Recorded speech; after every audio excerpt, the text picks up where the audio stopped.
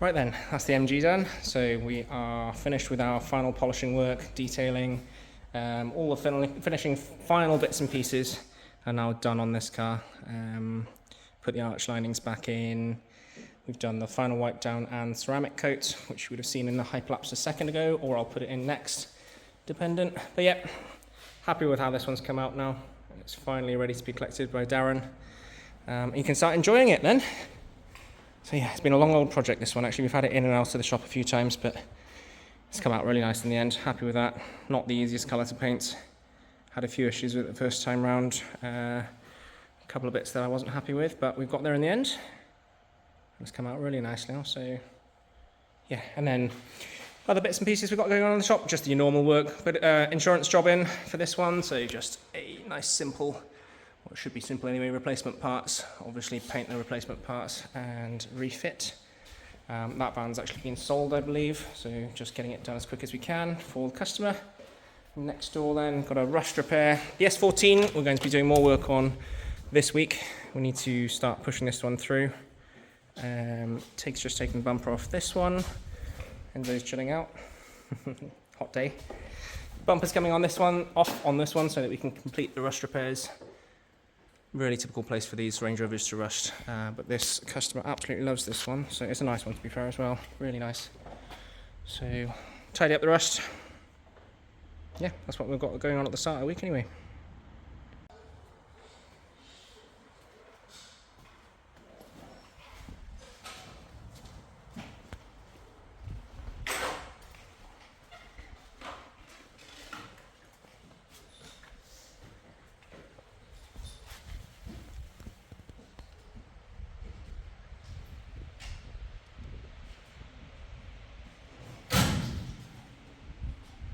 So repairs well underway on the Ford. As always, all bumpers are stripped down completely, all trim pieces removed. It's the only way I can guarantee the job for the lifetime of your ownership. In this instance, we are replacing this for a brand new piece. Obviously new towing eye cover, replacing that bottom piece as well, and one of those getting that brand new as well. Top section is absolutely fine. There's a couple of scuff marks on it. Because it's a silver, we'll blend this piece into that piece in any case.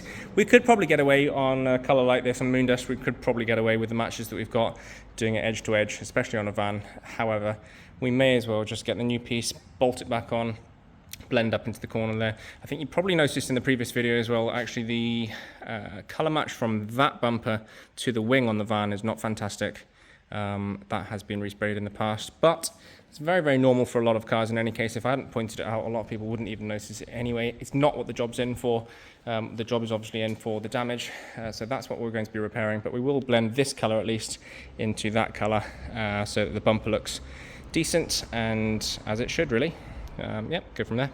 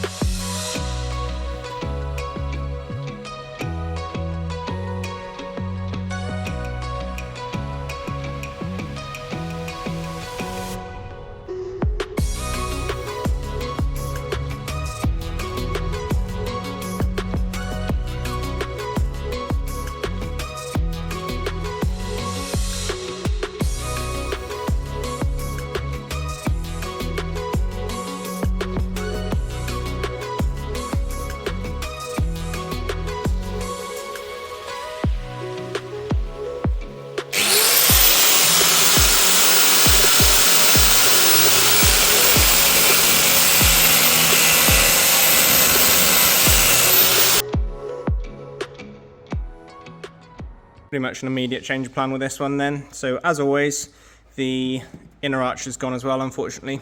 You can see there. It's not terrible. Definitely not the worst that I've seen on one of these, but obviously it has gone inside there as well. So I had to cut the hole a little bit bigger to start with. We'll take this out, weld a new piece in there. I'm just going to try and get some access to the back of this now. all sorts of electrical gubbins and things going on with these Range Rovers, but I believe from previous experience of doing a couple of these before, we should be able to get the others that I've done are on this side, but I think we should be able to get most of that out and hopefully get some access in there to at least put some cavity seal in there, protect it as best as we possibly can from the inside, and obviously get rid of that insulation as well, just fire risk when we're doing the welding. It should be fireproof, but you never know. So we'll get rid of all that before I start welding anything. Cut a hole out there, redo the inner arch, and then obviously patch from the outside. Go from there. Right, we've got there eventually.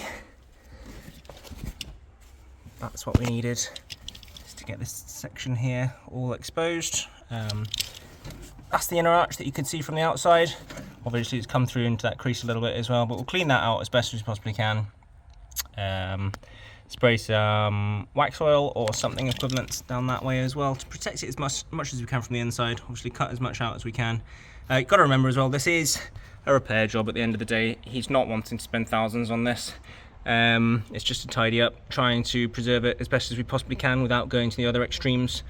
You know, when we're patching things in like this, it's never going to be absolutely 100% permanent, but obviously it's going to be a lot better than it would have been if we just left it all together. So, but you can see the extent we have to go to just to get to the access that we need.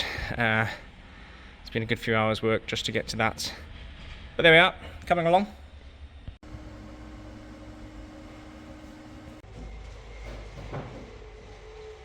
That's the inner and outer arch back on, and we have just put a really nice thick coat of wax oil inside to hopefully stop anything from coming back through again. It protects it certainly a lot better than it was from factory anyway. All sealed, undercoated, best we can do really.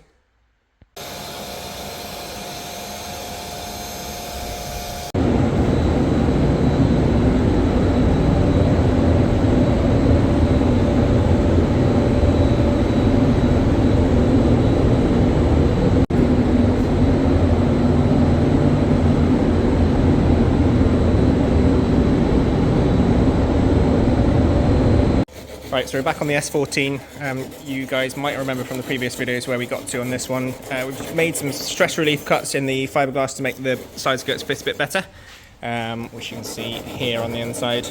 Essentially, just moulded them into the place where we needed them, and then the fiberglass on the front, all this red, that's all going to disappear. That was just there as kind of a mould guide almost, so we can build it up from the back, which I've done on this one now. Build it up from the back, reinforce it from the back. All the strength and everything comes in from the back edge rather than the front, so this will all be sanded off completely. It is just literally acting as a mould to hold it into place where we wanted it, so that there's no extra stress on these skirts and they actually fit how they should. So it takes just prepping to get ready for reinforcing the insides. This one's semi-done. We're just building up the shape again now. Real mess at the moment, but obviously this all gets sanded back. It's early stages at the moment for these, but we'll get there. Okay, so we've got this fitting up nicely. No stress on there at all. It's not actually bolted on yet, but that will fit nicely. Obviously got to tidy up the edges now where we've trimmed bits and pieces. Next on the list, tidy up this sort of gap. So these are how these normally fit, but obviously they look awful. So I've got to figure out a plan to probably fill this area in. Not quite sure what I'm going to do with that just yet, but you know, I don't want to make these top edges look really, really good and then have a huge gaping hole on the bottom here. But obviously we need to be able to open the doors as well, so figure that out next.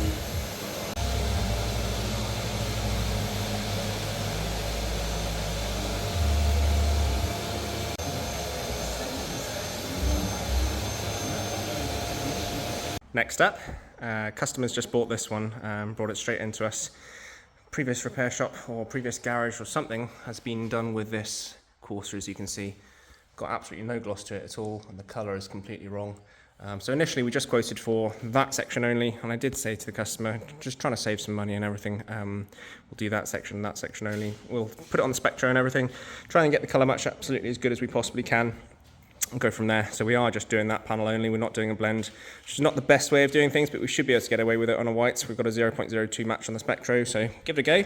Unfortunately though, with the previous repairs, I'm not sure how well it's going to look on the camera, but it's all, hold on if we can focus, it's all along the bottom edge.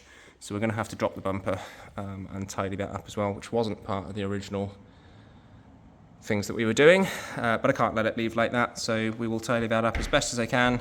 I'm not going to rip all the filler out. It's had a lot of filler work going on here, you can see it quite clearly, but it is just a tidy up job from our side of things to make it better without starting from fresh, really.